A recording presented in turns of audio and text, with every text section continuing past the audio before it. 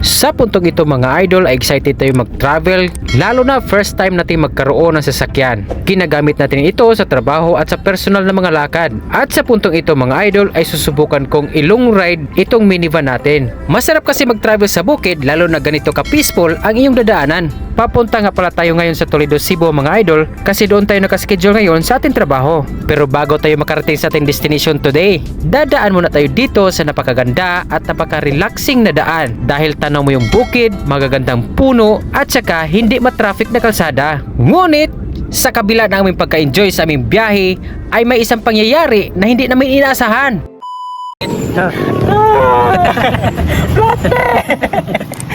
Agad, flat me. Asang ligid mo. Hahak na niran. Paano guys? Puto na ligid mo guys. Puto gahat na guys. Sa ano man niyo guys? Magka-beach kita gahat ron guys. Pagkita mo gawan. Daot ang kanan ni. Magka-beach kita gahat ni.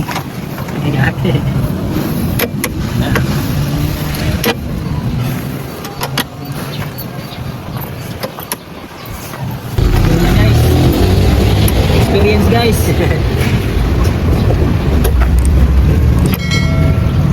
Saan ka naman sir? Hindi na.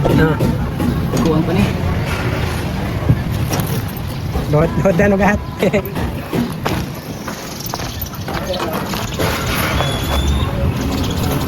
May karibahala kayo pa na sir. Kung sa to buhay Buhay surplus. Buhay surplus. Una na yung buhay surplus guys. Basta surplus guys, sirain doon na guys. So what's up mga idol? Welcome back sa ating channel. So for today's video mga idol, since kahapon naputukan tayo ng gulong, di ko inasahan yun na pumutok yung gulong. Mahaba kasi yung biyahe natin kahapon. Tapos yung gulong na tamaan doon sa matulis na gutter sa sa daan, yung simentado na matulis talaga siya, pumutok talaga yung gulong natin. So ngayon, maghahanap na naman tayo ng surplus. So hindi talaga tayo nadadala sa surplus kahit ano. So ngayon, pipiliin na talaga natin yung mga surplus na gulong na hindi pa talaga siya expired kasi hindi naman ako against doon sa mga nagbibenta ng surplus mga idol, pero yun lang, ingat-ingat talaga tayo kasi mayroon talagang mga gulong na gano'n, parang parang kadali na siyang masira kahit magaan lang yung sasakyan mo, puputok na lang talaga siya. Tulad kahapon, wala namang kaming karga, 2 tao lang yung ako lang at saka isa kong kanang partner. So nagbacking lang ako doon sa pauwi na kami, nagbacking lang ako, bigla na lang siyang pumutok. So yun, so malaking tulong din naman yung mga nagsusurplus ng mga gulong kasi kung sa mga taong katulad natin na nagtitipid. So yun nga, ingat-ingat na lang, tingnan na lang talaga maigi yung gulong kung maganda pa ba talaga siyang gamitin. So ngayon mga idol, maghanap tayo ng surplus na gulong para pampalit natin dito sa pumutok nating gulong kahapon. So let's go!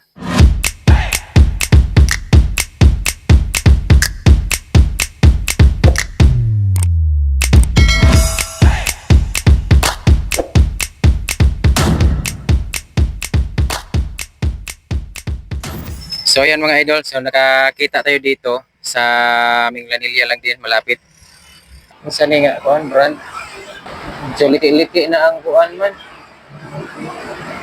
Ito na lamat ang kuan niya. Kilid-kilid. Ay, sorry, puputok siya. 12 pa man boss? 2012 pang expire eh. Ano, expired? Oh, kaning last 2 digit ba? Pailain? Wala. Sige lang. Tapos, hindi lang height. Sige makimpang po siya. Expired din yung gulong niya. Then may lamat na din yung gilid-gilid. So hanap na lang tayo ng iba.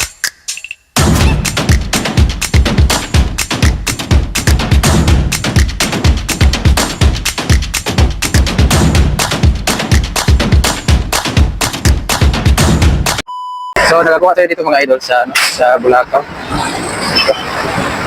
Daming gulong. Kira videohan, ito ikuan. Pailis.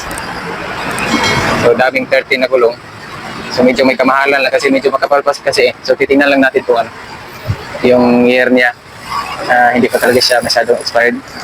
So bala ko na lang palitan tong 4 para bago lahat na gulong para hindi tayo mag-alala sa quality ng gulong niya.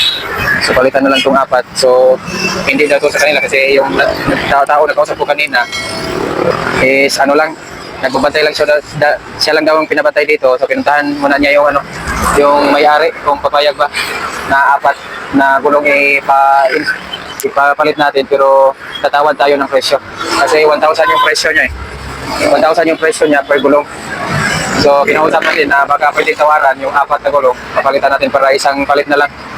So antayin natin mamaya mga idol. So nasa ano tayo, sa Bulacau Pardo, malapit sa kanilang barangay hall dito sa may San Pedro na ano, na Litsunan, gilid. May mga nagbebenta dito ng mga gulong dito sa ano, vulcanizing shop.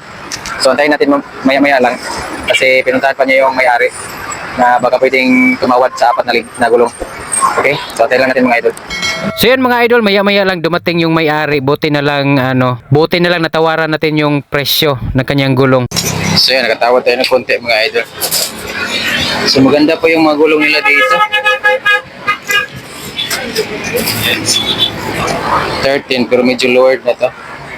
Pero yung expiry niya, tingnan natin yung expiry. Itong isa 21.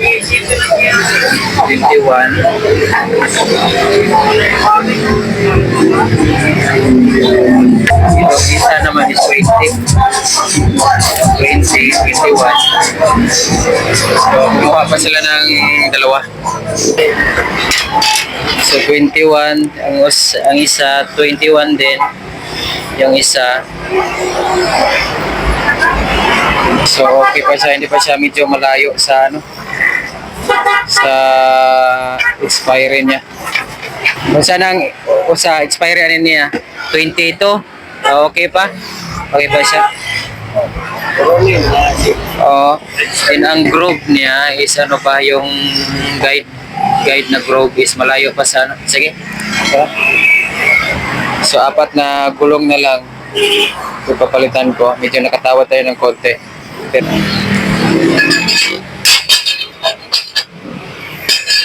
So itong shop ni Manong malapit dito sa ano, sa Senior Pedro, malapit sa Skywalk. Tapos yan yung barangay hall sa Bulacau. Yeah. Tingnan natin kung okay ba itong ano nila dito.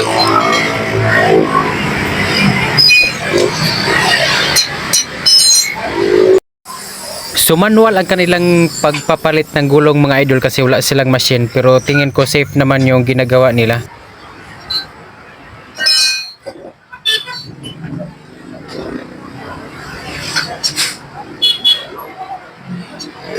So hanggang dito na lang siguro muna itong vlog na to mga idol. Sa mga gustong magpalit ng mga surplus na gulong, so pwede kong ma-recommend ito sila dito na maganda pa ang klase ng kanila mga surplus talaga na gulong, kaya ako nainganyo na dito na lang magpalit ng gulong. Then pwede ka rin makatawad sa presyo. So sila malapit lang dito sa barangay hall ng Bulacau Pardo at dito sa gilid ng Senior Pedro na Litsunan. So yan mga idol, so maraming salamat sa inyong panonood.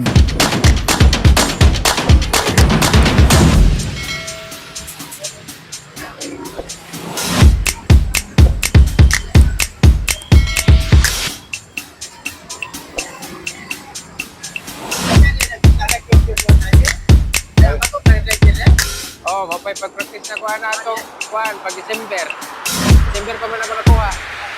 First time na ko na